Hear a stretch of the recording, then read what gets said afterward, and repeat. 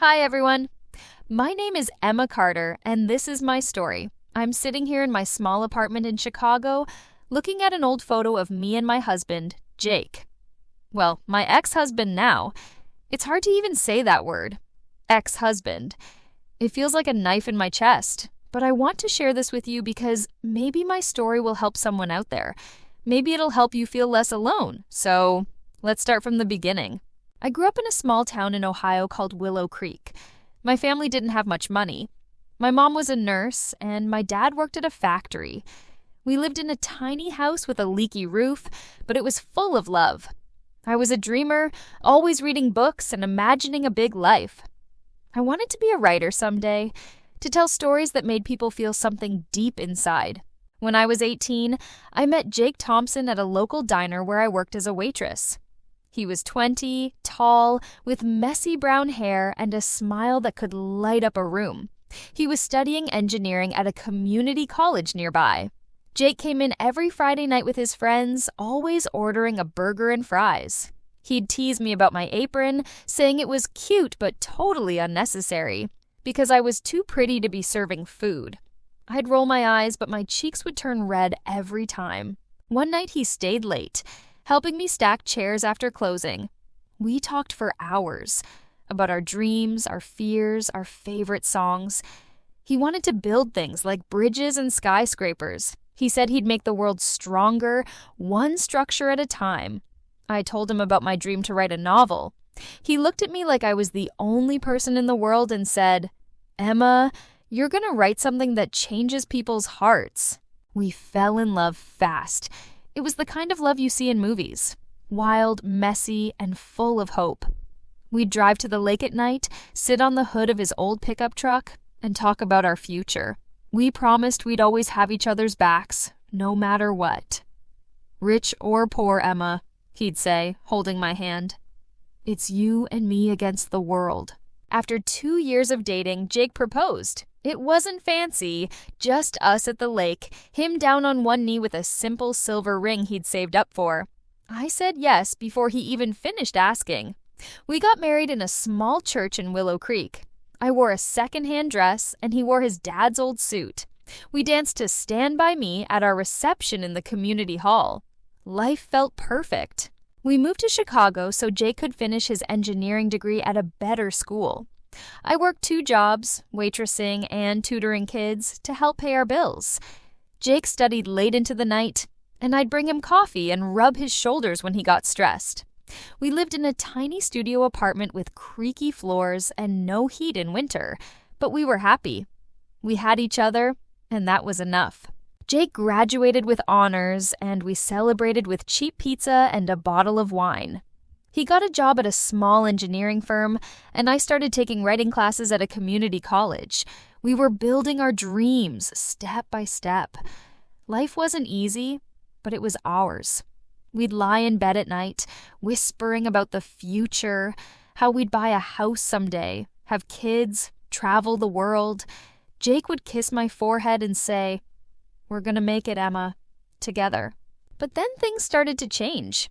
Jake's job got more demanding. He worked long hours, sometimes staying at the office until midnight. He'd come home exhausted, barely talking. I tried to be understanding. I'd cook dinner, leave notes in his lunch bag, remind him I loved him. But he was slipping away, and I didn't know why. One day, he came home with big news. His firm was working on a huge project, a skyscraper in downtown Chicago. If he did well, he could get a promotion, maybe even a big bonus. His eyes sparkled like they used to. "This is it, Emma," he said. "This is our chance to get ahead." I hugged him tight, so proud of him. I didn't know then that this project would change everything. Jake threw himself into the skyscraper project. He was obsessed, working weekends and holidays. I barely saw him anymore. Our apartment felt empty without his laugh, his silly jokes, his warmth. I'd wait up for him, falling asleep on the couch with a book in my lap. When he came home, he'd kiss my cheek and go straight to bed, too tired to talk. I tried to keep us connected. I'd plan date nights, picnics in the park, movie marathons at home, but Jake canceled most of them. "I'm sorry, Em," he'd say. Work's crazy right now. I'll make it up to you, I promise. I believed him because I loved him. I thought this was just a phase, that things would go back to normal once the project was done. But the project stretched on for 2 years. Jake got promoted to project manager and his salary doubled. We moved to a nicer apartment in a fancy building with a doorman and a gym. Jake bought a new car, a shiny black SUV. He started wearing expensive suits and watches. I was happy for him, but I missed our old life. The lake, the pickup truck, the late-night talks. I kept working my jobs, saving money for my writing classes. I was working on a novel about a girl from a small town who finds her strength after heartbreak. It was my way of escaping the loneliness. I'd show Jake my chapters, hoping he'd read them like he used to. But he'd just smile and say, "That's great, Em," without even looking. One night, I found a receipt in his jacket pocket for a dinner at a fancy restaurant I'd never been to. It was for 2 people, and the bill was over $300. My heart sank. I asked him about it, trying to stay calm. He said it was a business dinner with a client. "Don't worry, Em," he said, kissing my forehead. "It's just work." I wanted to believe him, but something felt wrong. Jake started going to parties and events for work. He'd come home late, smelling like perfume and wine. I'd lie awake, staring at the ceiling, wondering if I was losing him. I tried to talk to him, but he'd get defensive. "I'm doing this for us, Emma," he'd snap. "Why can't you just be happy?" One day, I found a text on his phone from someone named Lauren. It said, "Last night was amazing. Can't wait to see you again." My hands shook as I read it. I confronted Jake that night, tears streaming down my face. He admitted he'd been seeing her, a coworker, someone who understood the pressure he was under. He said it didn't mean anything, that he still loved me. But his words felt hollow. I begged him to go to counseling, to fight for us. He agreed, but he never showed up to the sessions. He was too busy with work, he said. I felt like I was screaming into a void. The man I loved was gone, replaced by someone I didn't recognize. Then came the day that broke me. Jake came home and said he'd been offered a huge opportunity, a partnership in a new firm in New York.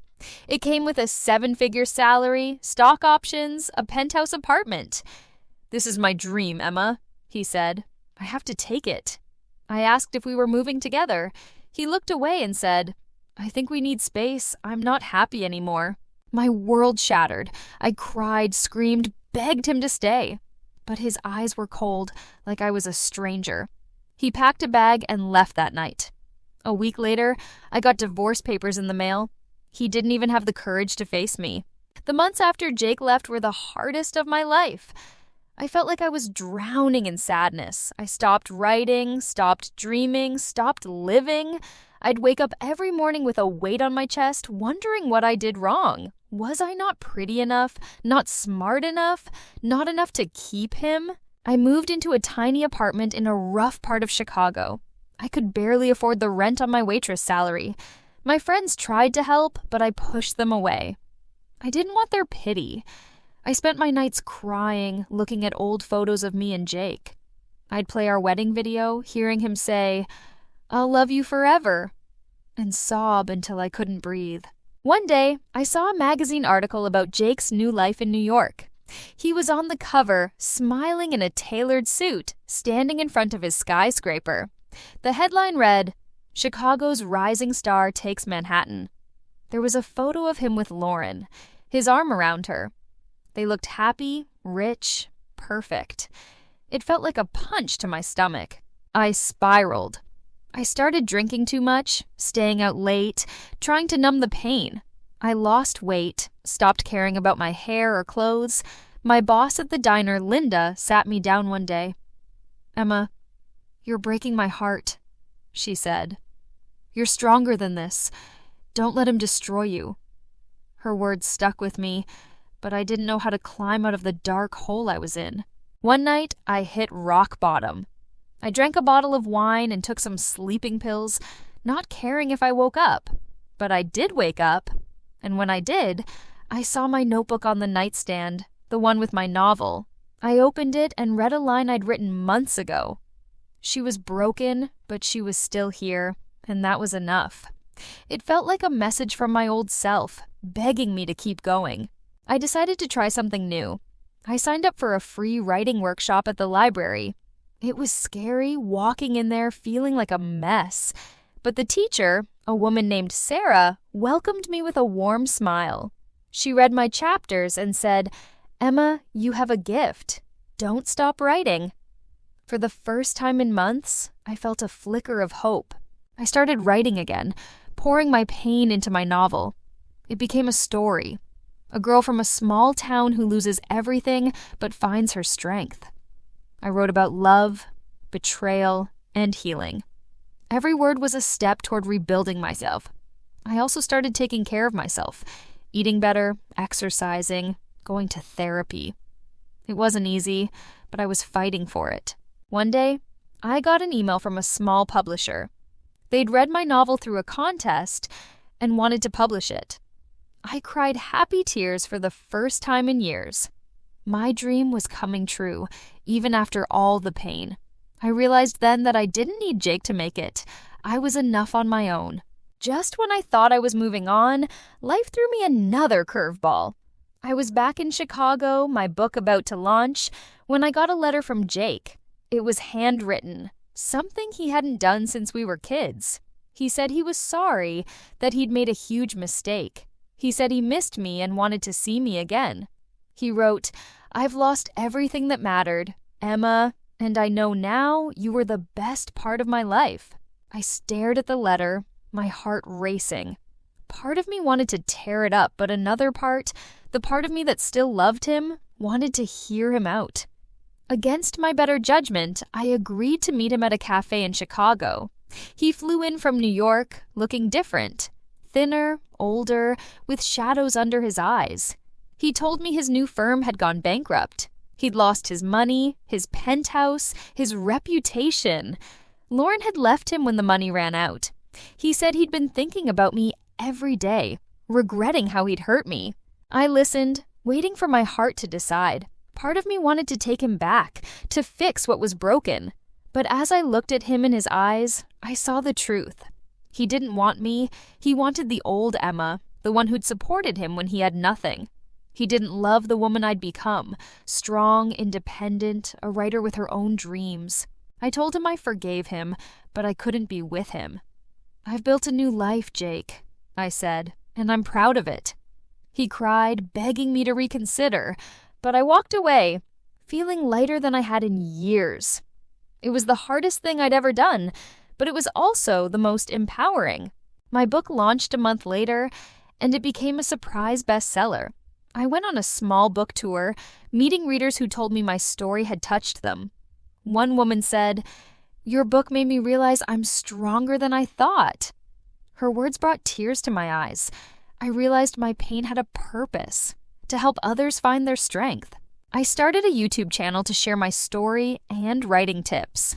It grew faster than I expected. People from all over the world commented, saying my videos help them heal, learn English, or chase their dreams. I felt like I was finally living my purpose. But life wasn't perfect. I still had lonely nights, moments when I missed Jake or doubted myself. One evening I got a call from my mom. She'd been diagnosed with breast cancer. My heart broke all over again. I moved back to Willow Creek to be with her, putting my book tour on hold. I spent my days caring for her, reading to her, holding her hand. One night, as we sat on her porch, she said, "Emma, you're my hero. You've been through so much, but you're still here, shining." Her words gave me strength to keep going. I started writing a new book about a daughter and mother finding hope in the darkest times. It was my way of honoring her. My mom's cancer went into remission after a year of treatment. We cried and hugged, grateful for every moment we had. I moved back to Chicago, but I visited her every month. My YouTube channel kept growing, and I started teaching online writing classes. I was living a life I'd never imagined, one full of purpose, connection, and hope. I dated a little, but I wasn't ready for love. I needed to love myself first. I traveled alone to places I'd always dreamed of. Paris, Rome, Tokyo. I wrote in cafes, walked through museums, and felt alive in a way I hadn't in years. My second book, Hope in the Dark, was published and dedicated to my mom. It told the story of our journey through her cancer, and it touched even more readers. One day, I got an email from a man named Ryan, a teacher from Seattle who'd read my books. He said my story had helped him through his own divorce. We started emailing back and forth, sharing our dreams and fears. He was kind, thoughtful, and made me laugh. After months of talking, we met in person, and I felt a spark. We're taking it slow, but for the first time in years, I'm open to love again. I think about Jake sometimes, wondering where he is. I hope he's found peace. But I don't need his apology or his love anymore. I've learned that my worth isn't tied to anyone else. I'm enough just as I am, flaws, scars, dreams, and all. Looking back, I see how every moment, the love, the pain, the healing, shaped me. I'm not the same Emma who stood at that lake with Jake in Ohio, promising forever. I'm stronger now, braver, more myself. And that girl from Willow Creek, she's still inside me, dreaming big and telling stories that change hearts. I want to leave you with this. If you're hurting, if you feel like you've lost everything, know that you're still here. And that's enough. You have the strength to rebuild, to dream again, to shine. Don't let anyone, not a husband, not a heartbreak, not a failure, dim your light. Keep going. One step at a time, you're stronger than you know. My dear viewers, thank you for listening to my story. If you're going through a tough time, here's my advice. Don't let pain define you. It's okay to cry, to feel broken, but don't stay there. Find something that lights you up. Writing, painting, dancing, anything, and pour your heart into it. Surround yourself with people who lift you up, not tear you down. And most importantly, be kind to yourself. You're doing the best you can, and that's enough. If you're learning English, don't be afraid to make mistakes. Practice a little every day. Read a book, watch a movie, write a sentence. You'll get better with time. My story is proof that small steps can lead to big dreams.